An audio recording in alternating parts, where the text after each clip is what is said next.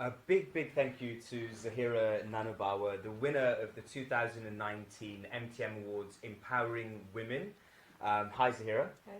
Yeah. So we've been sat here for a little while with you, and not once but twice now I've lost my train of thought. I guess it's because I've got so many questions that I want to ask you, but we want to keep this to about 5 minutes. So first, how did it feel to win the award last December? Yeah, I was quite shocked to be honest because I was that close to actually not even going forward with the entry. So I was particularly shocked. I do what I do in terms of trying to help the community, and yeah, I was shocked. But you do some fantastic work within your community here in Gloucester, and we're talking slightly. Sorry, I'm going to jumble up how I said we do the interview. We're talking a little bit about your herbal remedies and you're training up to look into holistic therapies and using old traditional ways to heal rather than sticking to pharmaceuticals. Is that about right? Yeah, so I've been a massage therapist for nearly 20 years now, and I've been a hijama therapist, so that's cupping, bloodletting, since 2007.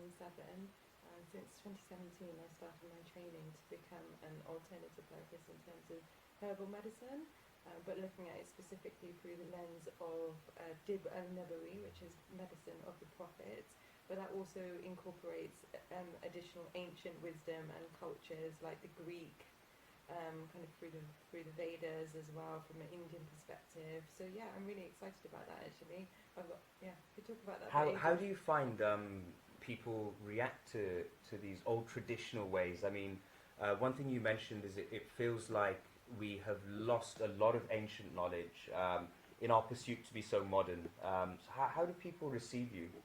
Yeah, most of the people that actually come to me are particularly ill, so they're not really very well at all. So they've already tried the Western ways or the medicine that exists through what they can access. So it's almost quite a cry for help. So alhamdulillah, I've been able to support people, which is really good. And I'm still very much, I say, really embryonic in my learning because there's so much in Allah subhanahu wa ta'ala's pharmacy. There's millions of different plants, millions of different species, and they all have what is known, I feel, as more of a holistic action. Yeah. So what we see in modern medicine is extractions and chemical synthetic replicas of nature in itself anyway. It's just how we use the wholeness of what's available and what's out there, which is really exciting for me.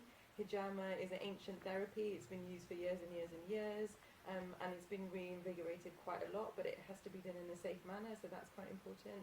So yeah, I'm very excited about that. I feel that there's so much out there in nature, and I think that the issues around modernity are around us being in our screens all the time and not necessarily engaging in real life.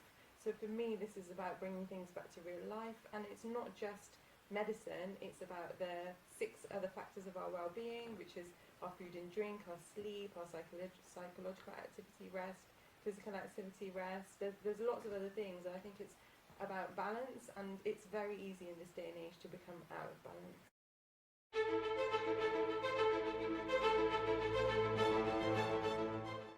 Do you feel it's really important for people to look at stuff like this?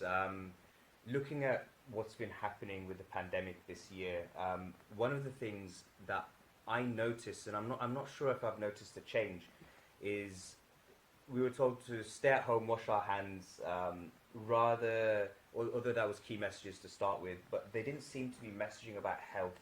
Keep yourself healthy. The best way to beat viruses is eating healthy, sleeping well, putting the right things in your body, exercising well. Do you feel what you do will help people in that way, or do you think people are not really thinking in that way? I think that it's become a bit of a challenge actually, because people because their brain mindsets have become dependent on things like medicine or pharmaceuticals and vaccines and things like that, when alhamdulillah we've survived for centuries without those types of things. So modern medicine definitely has its place in terms of A&E, trauma, orthopedics, etc. But for non-communicable diseases and for issues which are really linked to lifestyle factors, I think there needs to be a lot more of an echo around the lifestyle factors. Things like food, drink, sleep, building immunity is so important. I think that washing hands is something that we should do all the time. It's very, very, very important. But using things like hand wash and potentially wearing masks aren't necessarily what my personal views are as being healthy. So I think there could be a lot more done about raising the awareness and the profile of how we should remain healthy, which is really challenging to do in this day and age. Like, alhamdulillah, I come from a culture where we can learn to cook and we've done different things, but a lot of people don't necessarily know how to cook food from fresh. They depend on processed food. So it's drawing it back and really looking at a number of those factors. So I think there's a lot of potential there to explore. And even somebody like myself who's so into holistic therapies and well-being, sometimes my daughter will just say, just take me to the doctors. I'm like, no, because you don't need to go to the doctors. I work with my day job is I work with GPs, so I work for the NHS, and I work with GPs in the county of Gloucestershire, and I know that they're very stretched. So the NHS is stretched in terms of the demand. The demand on services is huge. But I really feel that with these natural methods and also looking at a person's holistic well-being and their lifestyle actually makes a big difference. And I've seen improvements, alhamdulillah. Like I mentioned, a lot of people come to me and they're really not very well, and they've tried everything that they can. That's why they come to me, and they pay to come to me. So alhamdulillah, it's working. But like I said, I'm very much at the beginning of my journey in terms of healing.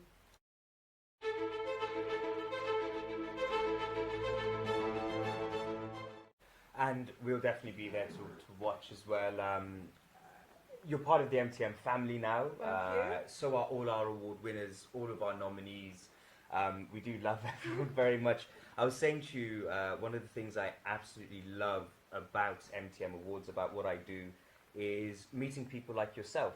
Every year I'm always surprised by the great people that we have, not only here in the Southwest, nationally and internationally as well. Just the last thing I wanted to touch on, and this is going back to your Empowering Women Award.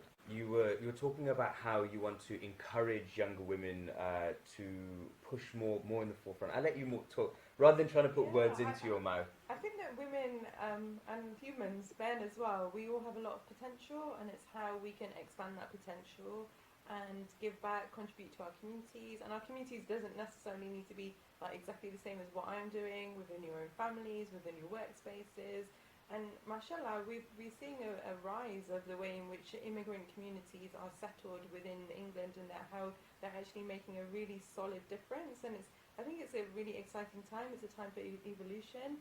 It doesn't come without its challenges, as you're aware. There's still levels of institutional prejudice and racism and a lot of different issues.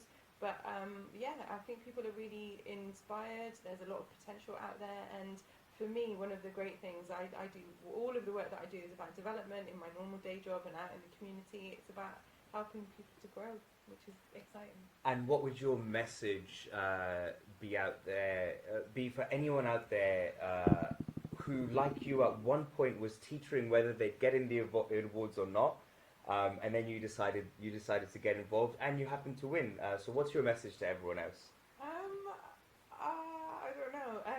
I guess just go for it if it's something that you feel that you want to do. It opens doors. Obviously, connecting in with yourselves is exciting, and I think for me, just getting up on the stage and thanking my mum and my daughters and Allah was actually a nice thing to do, to be able to do that on a platform, which is, I think it was nice. It was nice for my mum and my daughters to see that. Zaheera, thank you so much for the time. I'm sure we'll see you again. Best of luck with all of your future endeavours, and let's stay connected. Like I said, you're part of the MTM family. Thanks for the time. Thank you.